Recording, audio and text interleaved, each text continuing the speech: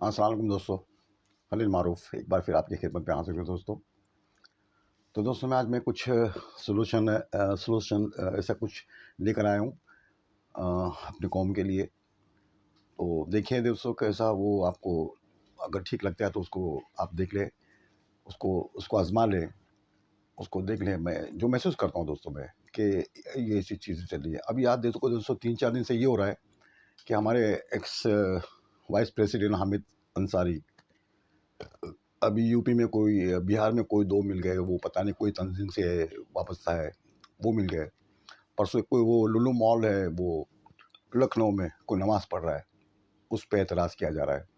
और पता नहीं दोस्तों अभी कितनी चीज़ें निकल रही है और कितनी चीज़ें निकलने वाली है। फिर एक बार वो ऐसा भी आ गया कि दाढ़ी रखना, टोपी पहनना, ये वगैरह-वगैरह इस पे भी चीज़ें आने वाली हैं। दोस्तों क्योंकि बहुत लंबा चौड़ा प्रोग्राम है। तो उनको दोस्तों ये मैंने आपसे बहुत बार कहा कि इनका मुसलमान के बिना चारा नहीं है दोस्तों। इनको मुसलमान की इनको वो इनको खून लग गया। क्योंकि दोस्तों हुकूमत इनके हाथ में जो चाहे कर सकते हैं, जैसे इल्ज़ाम लगा सकते हैं, किसी को भी अंदर डाल सकते हैं, किसी को बाहर कर सकते हैं, किसी के साथ कितना भी कुछ कर सकते हैं। क्योंकि पावर इनके पास है दोस्तों और लोग पावर का इस्तेमाल करें लेकिन गलत इस्तेमाल करें दोस्तों।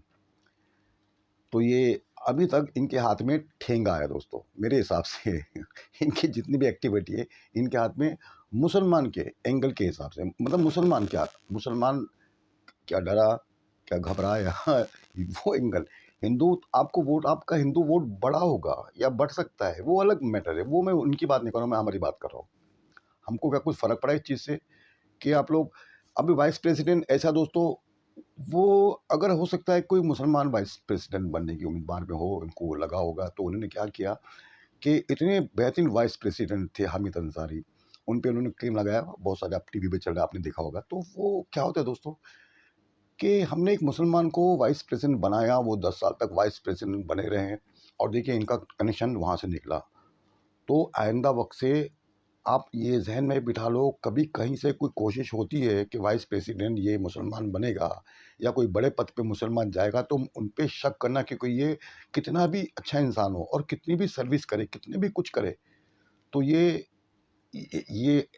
ठीक नहीं है। इनके कनेक्शन आर-बाहर ये इनकी एक पॉलिसी दोस्तों ये मामूली चीज़ नहीं है दोस्तों, एक पॉलिसी का हिस्सा है।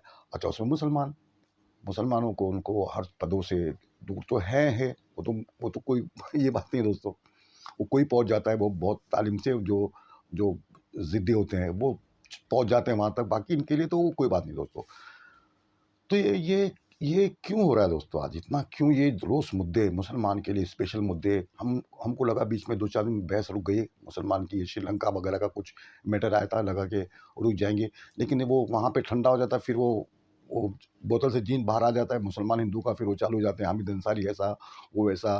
क्योंकि दोस्तों एक ट्रायल होता है, एक ट्रायल कर दो कि देखो ये अब दोस्तों अभी हमारे मेरी स्कूल है, मेरे पड़ोस में स्कूल है, तो उसमें बच्चों को कराटे सिखाए जाते हैं, बच्चों को ट्रेनिंग दी जाती है, कराटे, कुंग-फू, एक्सरसाइज़ किया जाता है। तो इसका मतलब ये नहीं है कि वो तैयार हो रहे हैं किसी के लड़ने के लिए।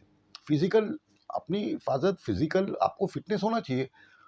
अब वो वो वही हो सकता है, लेकिन हमको लोगों के ज़हन में डालना कि देखो हम तो वो भी नहीं चाहते इनके साथ कि ये लोग नौकरी भी नहीं और इनकी फ़िज़िकल जो होती है फ़िटनेस, इस पे भी हम लोग कितना ख़्याल रख रहे हैं दोस्तों। अगर कोई स्कूल में, कोई प्राइवेट में, कोई फ़िज़िकल उसको दे रहा है, ट्रेनिंग दे रहा है, तो उस पे भी हमारी नज़र है। बताओ कैसे हम लोग हैं? बताइए, हम लोग कैसा इनको नचा रहे हैं मुसलमान को, अब्दुल्ला भाई को। मज़ा आ रही ना तुमको? मज़े लेते रहो, हम लोग बहुत करेंगे आगे। उनका ऐसा टारगेट है दोस्तों। ये बिल्कुल सही बात है।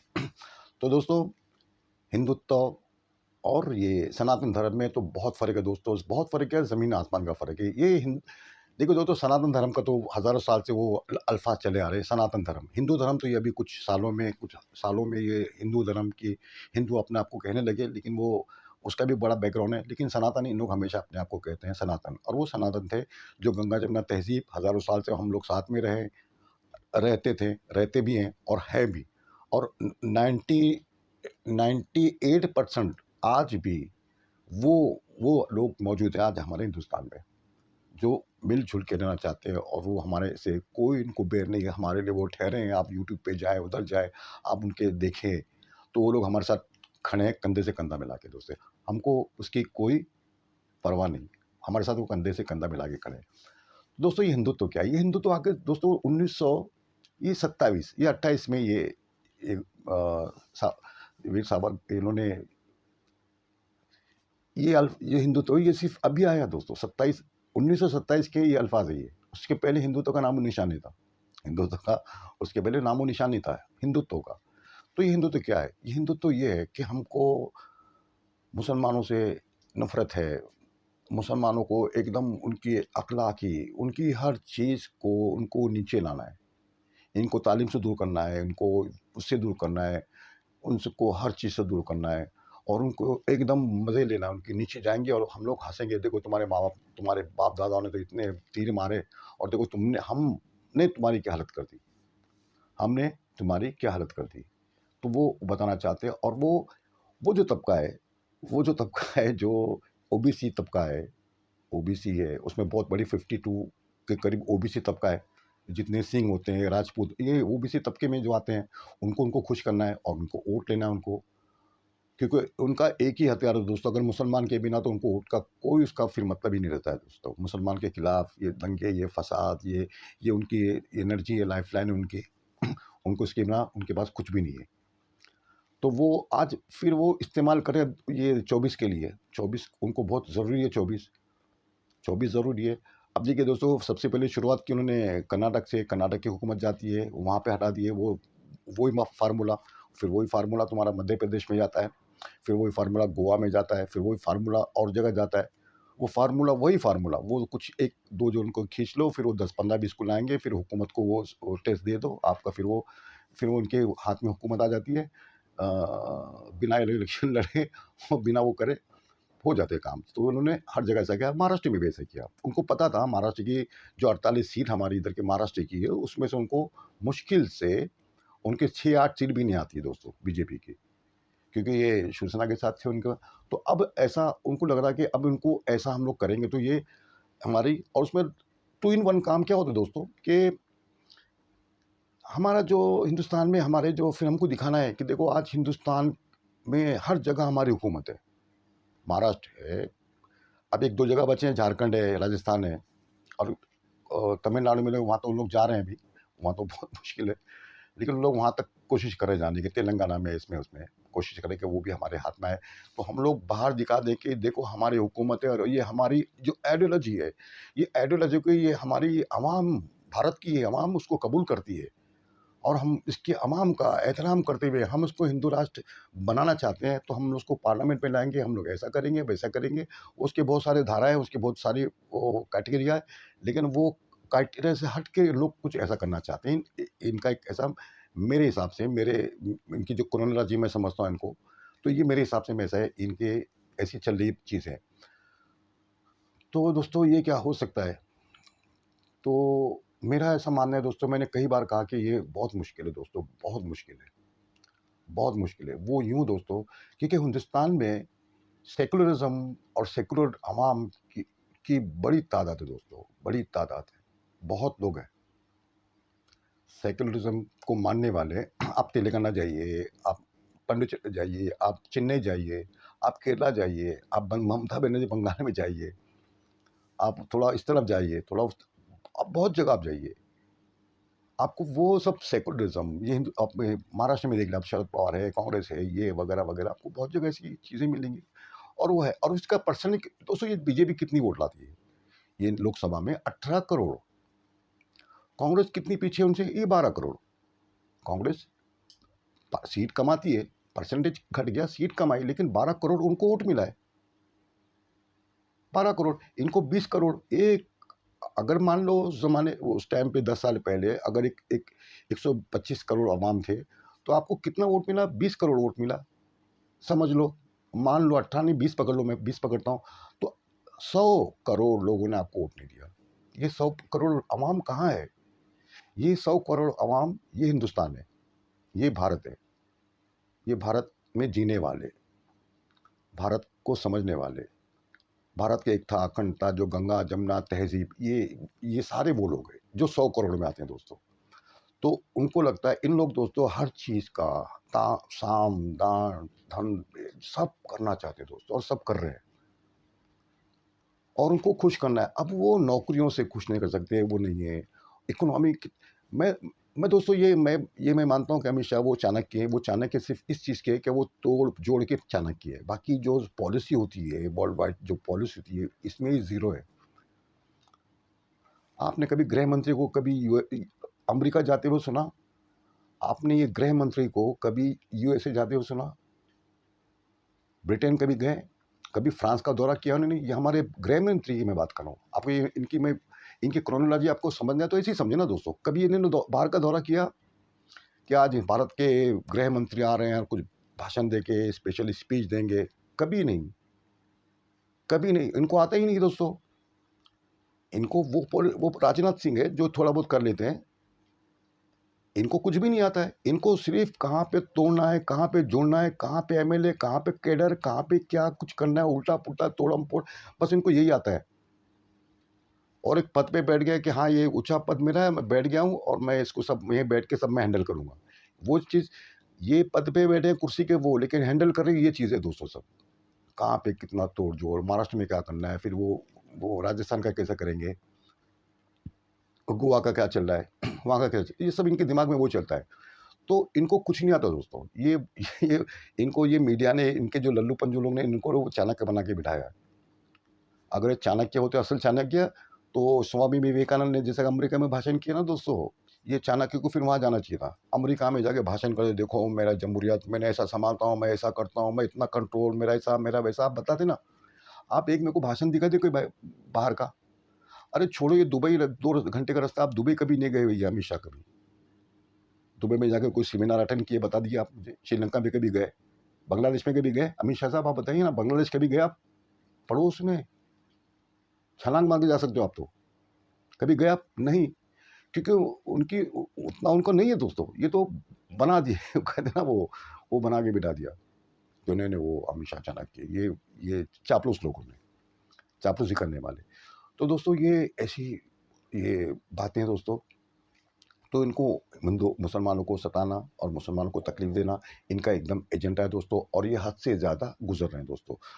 फिर हम लोगों को, हमारे पास दोस्तों ऐसी कोई चीज़ें नहीं है। लेकिन दोस्तों मैं आपसे बात करता हूँ, देखो, मज़हब की बातें हो सकती है, मज़हब में हमको आइडियाएँ मिल सकती है कि कुछ मामले ऐसे आए तो उसको क्या करे, उसको आए तो सब्र करे, उसको आए तो कैसा करे, वो हमको मिलता है। लेकिन आज चलो हिंदुस्तान की बात हम लोग करते हैं। आज की तारीख में मुसलमान हिंदुस्तान का क्या करे? हिंदुस्तान का मुसलमान आज की तारीख में क्या करे? ऐसे हालात से कैसे निपटे? दोस्तों, तो अब देखिए, ये इनके 8 साल के राज में 2 सबसे बड़े आंदोलन हुए, 2 सबसे बड़े आंदोलन हुए इनके राज में। उस टाइम पे तो बहुत आंदोलन होते थे। पेट्रोल का वो पेट्रोल के लिए, इसके लिए, गैस के लिए 2 रुपया 2 पैसे बढ़ जाते थे, 2-5 पैसे तो वो लेके वो निकलते थे। आंदोलन करते थे, पेट्रोल का इतना भाव कैसे बढ़ गया, घटा दो भाव, जबकि 60 रुपए में पेट्रोल था जब। वो उसके भी पहले की बात मैं कर रहा हूँ दोस्तों। 91 और 92 की बात कर रहा हूँ मैं।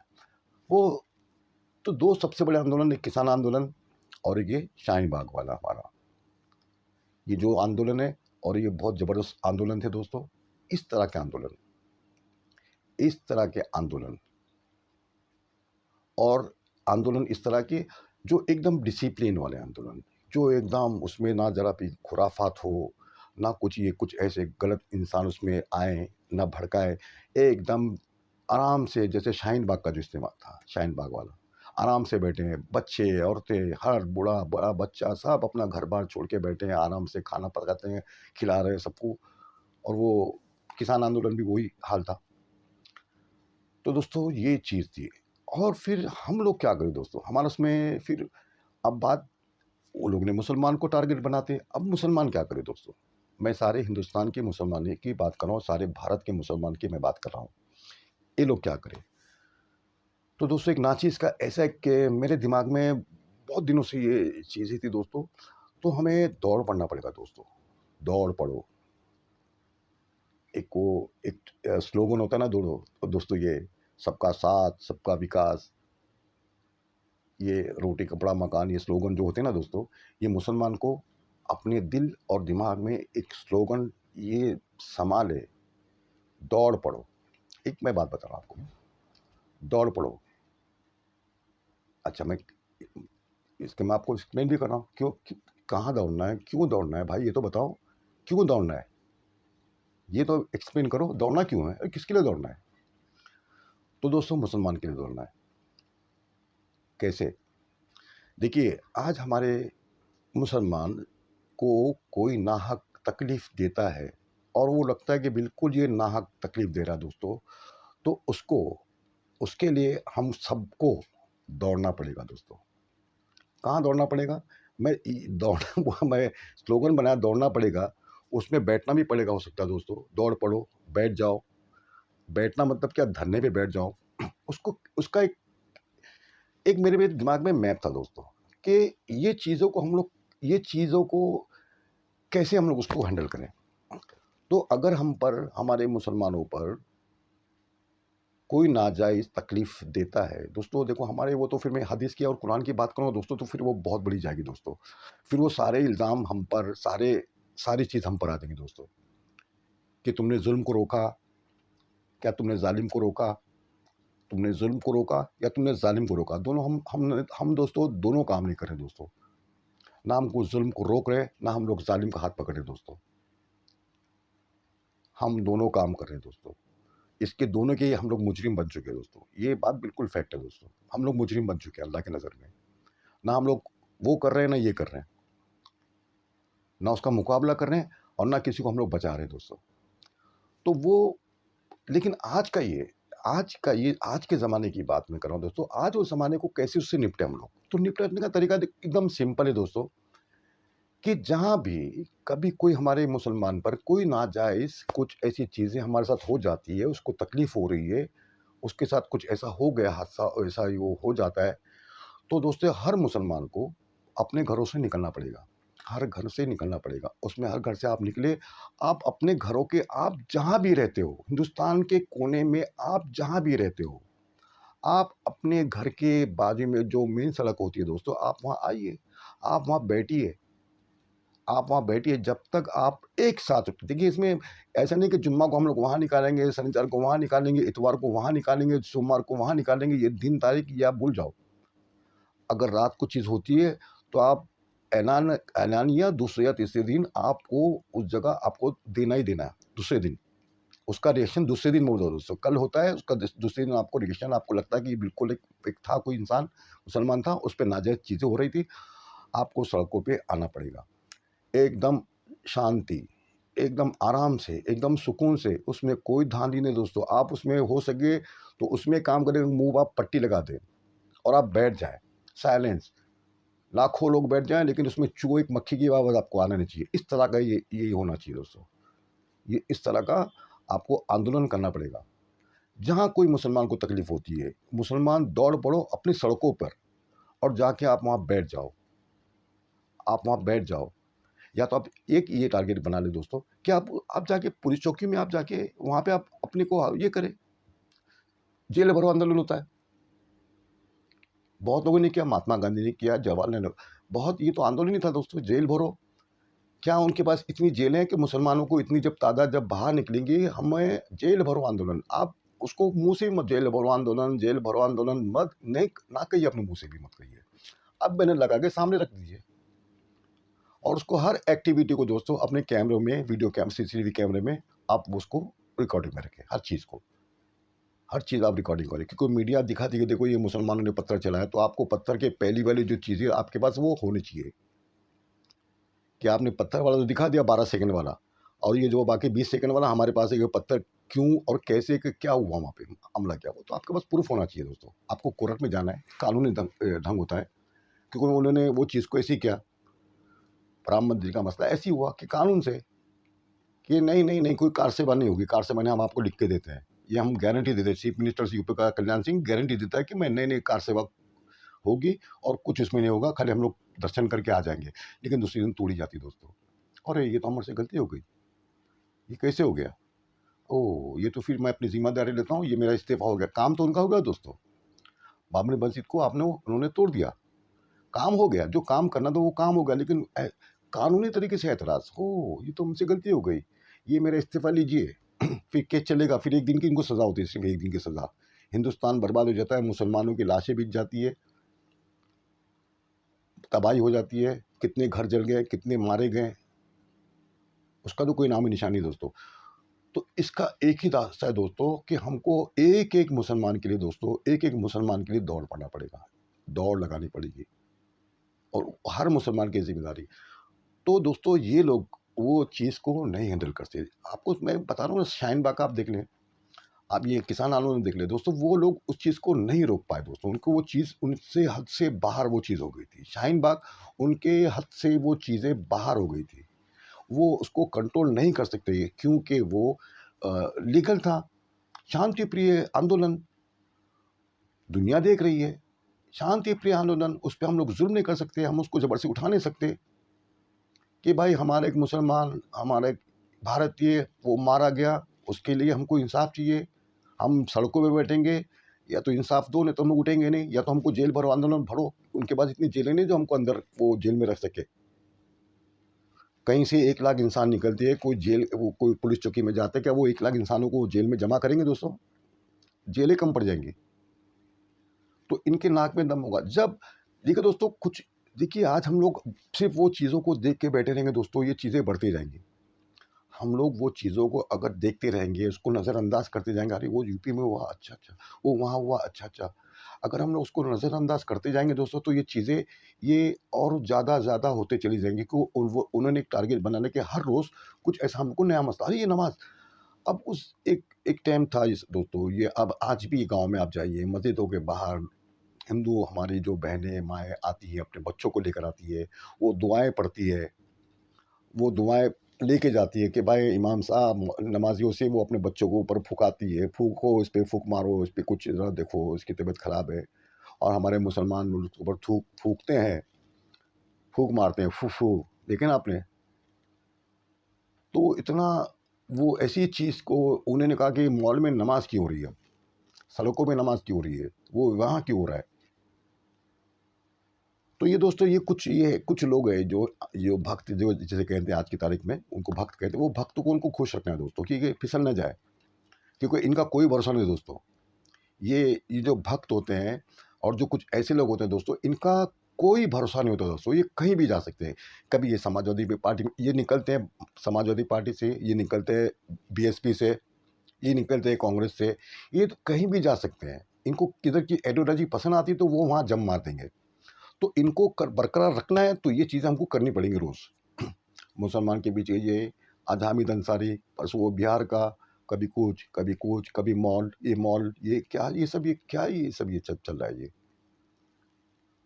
ये कैसे ये जाहिल लोग को बैठ गए लोग, ये कुर्सी पे कसम खाते हैं, शपथ लेते हैं लोग,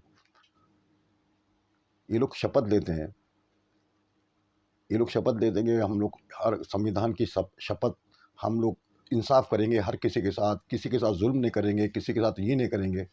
इनका फिर क्या धर्म है दोस्तों? इनसे अच्छे तो कम्युनिस्ट है, वो रशिया वाले, वो उधर वाले, वो कम्युनिस्ट, चाइना वाले, वो लोग कसम खाते हैं अपनी संविधान की, वो लोग संविधान की कसम खाते हैं। वो लोग, उनके पास कोई बुक नहीं है, हॉली बुक, कोई बुक नहीं उनके पास। आप जापान चले जाइए, कहीं आप चले जाइए ना, वहाँ देखो कौन सी कसम खाते हैं वहाँ पर। तो दोस्तों कहीं भी आप, तो ये लोग कसम खा रहे हैं कि हम लोग सबका सबका साथ, सबका विकास, लेकिन मुसलमानों को तुष्टिकरण होता है। वो जरा तुमने वो मुसलमान को अच्छी बात भी की तो वो मनमोहन सिंह का हवाला भी देते हैं वो लोग कि सब संसाधन, सारे संसाधनों पर सबसे पहला अधिकार मुसलमानों का। अरे वो उन्होंने कहा, वो 10 20 15 साल पहले वो रट अभी तक उन्होंने लगा रहे कि मनमोहन सिंह ने ऐसा कहा था उस टाइम पे, ये सब पहला अधिकार इनका है। तो दोस्तों माइनॉरिटी की कोई वैल्यू होती है, हर मुल्क में उसके माइनॉरिटी की इज्जत है, लेकिन इन्होंने, क्योंकि दोस्तों ये इनको फार्मूला बड़ा अच्छा मिला दोस्तों, ये मुगलों का लाया इन्होंने। मुगलों का तो मैं बोलता नहीं दोस्तों, ये राजपूत एंड मुगल, जैसे कि आज बीजेपी और अलायंस होता है ना, अलायंस, हमारे वहाँ भी अलायंस आता है, कोई जैसे कि शिवसेना कांग्रेस और ये एनसीपी का जो अलायंस होता है, तो वो जो ज़माना था, जो उन लोग इस्लामी राष्ट्र तो था ही नहीं, ये बादशाही राज था, कहीं से आता है, वो अलायंस कहता है कि भाई हम लोग दोनों मिलकर यहाँ पे हुकूमत करेंगे, हम लोग दोनों यहाँ के हुकूमत, alliance, Rajput and Rajput and Mughal alliance, मैं आज भी डंके की चोट पे मैं कहता हूँ, ये मुगल एंड राजपूत अलायंस था, ये दोनों की मिली जुली हुकूमत थी। आओ हमारी रानियों से शादी करो, अलायंस कितना वो कहाँ तक डूब चुके थे, देखो दोस्तों, आज से ज़्यादा वो लोग डूब चुके थे,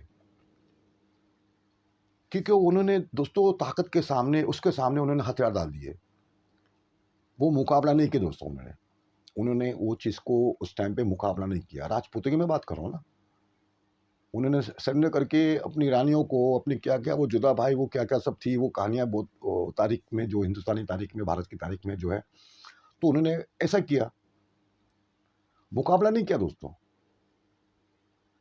अब मैं क्या बोलूँ उनको दोस्तों, मैं क्या बोलूँ उनको, मैं उनको क्या, मेरे पास अल्फाज नहीं करे दोस्तों, मैं उनको क्या अल्फाज, वो फिर वो आजकल वो अल्फाजों की बात चलती है, वो क्या चल रहा है। तो आप लोग मुसलमानों, आप लोगों को, आप लोग दौड़ पड़ो, आपको, मैंने देखो, मैं आपको, मैं इसमें एक एक बार हादसा होता है दोस्तों, दौड़ पड़ के लिए आपको कई बार दौड़ना पड़ेगा, और कुछ होता है दोस्तों, तो दोस्तों बहुत सारी चीज़ें दोस्तों, कुछ खोते हैं, कुछ टूटता है, कुछ कुछ ज़ख्मी होते हैं, कुछ कभी कुछ हो जाता है दोस्तों, तो अपनी कौम के लिए अल्लाह के वहाँ पे आपको अजर भी मिलेगा, उसका उसका अजर भी है।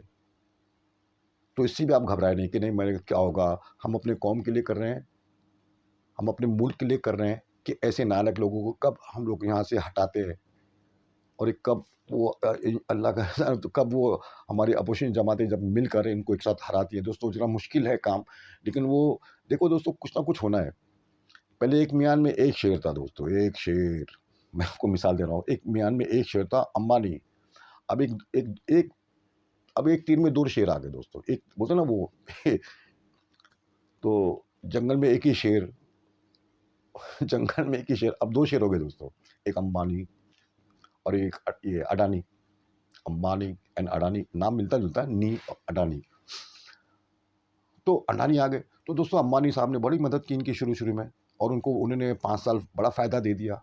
हो सकता है एग्रीमेंट, भाई 5 साल अगर मैं रहता हूँ तो मैं आपको पूरा कॉपरेट करूंगा, आपको टॉप पे लेके जाऊंगा, अपने टॉप पे लेके गया।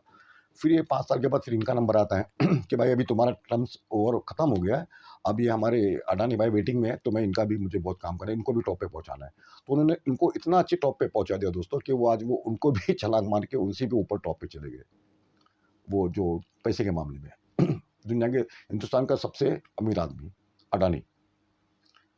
तो ये डील होती है दोस्तों। अब ये डीलों में दोस्तों, ये ये सब पार्टनरशिप है दोस्तों, ये सब इसमें बहुत लोगों के, ये देखिए, मैं एक मैं समझता हूँ दोस्तों, ये मेरे पास कोई प्रूफ नहीं है, लेकिन मैं समझता हूँ कि ये इतना क्यों, इतना क्यों।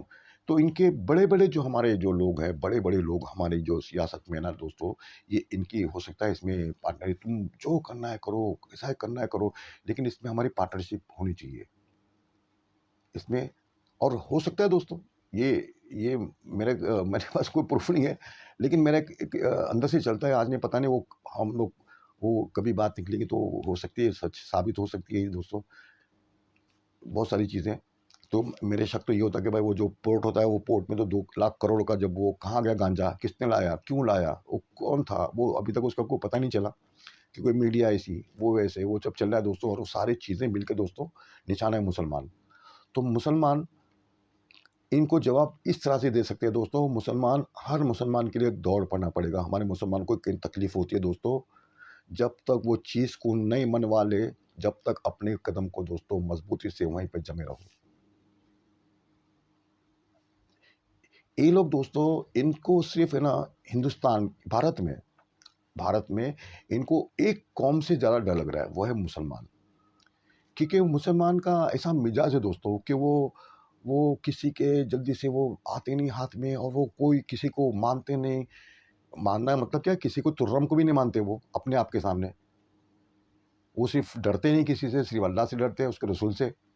वो किसी से भी नहीं डरते हैं, और इनको अपने बस में करना, इन्हीं शेरों में, तुम शेर को पिंजरे में बंद कर देना, कितने शेरों को बंद करोगे तुम। बात वही आ रही है ना दोस्तों, चिड़ियाघर में जाइए, आपको 1-2 शेर मिलेंगे, तो आपको लिए वो पूरा जंगल में पूरे मुसलमानों को, यानी कि शेरों को, आप कितने आपको बनाने पड़ेंगे पिंजरे। ये कोई मामूली चीज़ नहीं है दोस्तों। तो उनका ये टारगेट है, लगे हैं वो लोग लगे दोस्तों, लेकिन हम लोग बैठे हैं दोस्तों गफलत में। वो कब फंदा हमारे किसी के भी सर पे आ जाए। तो हमको वो चलना है। हदीसों में ये आता है ना दोस्तों, हदीसों में हमको हदीसों से ये सबक मिलता है। तो मिसालें भी इसमें दी गई कि देखो झुंड के साथ रहो, झुंड के साथ रहना, झुंड के साथ रहना। बकरी देखो उसमें फिर मिसाल क्या दी गई हदीसों में, बकरी जब चलती है झुंड के साथ तो उसे शेर हमला नहीं करता है। कोई बकरी कोई अपने झुंड से अलग रास्ता पकड़ती है तो शेर उसकी ताक में होता है, लेकिन जहाँ वो उसकी नज़र जब वो हटती है तो शेर उस पे हमला कर देता है दोस्तों, क्योंकि झुंड से हट गई। तो हमको ना दोस्तों झुंड बनना पड़ेगा। हमारे मुसलमानों को कोई तकलीफ़ होती है, कहीं दी जा रही है, उसके लिए हमको है दौड़ना पड़ेगा दोस्तों, दौड़ पड़ो। मैं कहता हूँ ना दौड़ पड़ो अपने रास्ते पे, अपने मोहल्ले में, अपने मोहल्ले के ये पुलिस स्टेशनों में। आप आप रोक दो। कानून के हिसाब से आप बैठ सकते हैं, आप धरना दे सकते हैं, आप धरना दें। धरने की बात कर रहा हूँ मैं दोस्तों। तोड़-फोड़ तो कोई कर ही नहीं सकता, ना करने का उसमें कोई ये नहीं है दोस्तों, ना कर सकते हम लोग और ना ही होना चाहिए दोस्तों ये। सिर्फ़ धरना, आप धरना दें। एक वाक्य होता है आप धरना दें, दूसरा वाक्य होता है आप धरना दें, तीसरा वाक्य होता है आप धरना दें। आप उसको कंटिन्यू करें दोस्तों। फिर उनकी ना दोस्तों फिर वो चीज़ें हद से ज़्यादा हो जाएँगी। वो चीज़ें हद से, लेकिन उसको मैं एक दिन की बात नहीं कर रहा हूँ दोस्तों, उसको जहाँ किसी पर होता है आप शुरू हो जाइए। ये फ़ॉर्मूला दोस्तों मैं आपको बता रहा हूँ ना ये, आप शुरू हो जाइए और फिर इसका आप रिज़ल्ट देख लो दोस्तों। आप फिर इसका रिज़ल्ट देख लीजिए। शांति से आपको करना है और पूरी तैयारी में करना है, सीसीटीवी कैमरे रखना है, वो करना है, आपको वो करना है। ये कल की मैं तैयारी बता रहा हूँ दोस्तों, क्योंकि बहुत सी चीज़ें आने वाली दोस्तों। बहुत चीज़ें आने वाली दोस्तों, नमाज़ पे एतराज़, वो एतराज़, अब बहुत सारे एतराज़ात शुरू होने वाले दोस्तों, मैं आपसे बता रहा हूँ। मैंने आपको 1 साल से मैं आपको बता रहा हूँ दोस्तों, इस्लाम के खिलाफ साजिश है, मेरा आप यूट्यूब पे जाइए तो आप देख रहे हैं उसको, कैसेट को। मैं आपको 1 साल से चीज़ें बता रहा हूँ दोस्तों, लेकिन मुझे उम्मीद नहीं थी कि इतनी फ़ास्ट चीज़ें निकलेंगी, एक दिन में 2-2 या 3-3 चीज़ें निकल जाएँगी। अब वो तो मेरी उम्मीद से बाहर निकल गई दोस्तों वो, दिन में 2-2, 3-3 चीज़ें निकल रही है। अब तो दौड़ना ही पड़ेगा दोस्तों, अब चलने से काम नहीं चलेगा, अब दौड़ना पड़ेगा उनके लिए, जिन पे ज़ुल्म हो रहा है, जिसको तकलीफ़ दी जा रही है दोस्तों। तो जाके कुछ वो लोगों को थक जाएँगे दोस्तों करते-करते। फिर वो दूसरे फ़ॉर्मूले देखो कुछ है क्या, दूसरा किसी को सताना है, कुछ करना है, क्योंकि दुश्मन तो हमको चाहिए, दुश्मन के बिना तो हम लोग नहीं हो सकते, दुश्मन तो बताना पड़ेगा, ये हमारे दुश्मन। उस ज़माने में वो लोग क्रिश्चियनों पे वो ज़ुल्म करते थे, वो पादरी को जला दिया गया असम में, वो इधर पादरियों को मारा जा रहा है, वो बेचारे कम तादाद में थे, 1-2 करोड़। वो 20 साल पहले पादरियों पे वाजपेयी के ज़माने में पादरियों के साथ होता था। और ये मोदी के ज़माने में इनके तारीख़ बता रहा हूँ मैं दोस्तों, गलत भी नहीं बोल रहा मैं। तारीख़ है, वो कितने पादरियों को मारा गया, चर्च तोड़े गए, चर्च जलाए गए। उस ज़माने में चर्च, आज मस्जिद की बारी आ गई है। क्योंकि ज़रा बड़ा विज़न है तो बड़े दुश्मन होना चाहिए।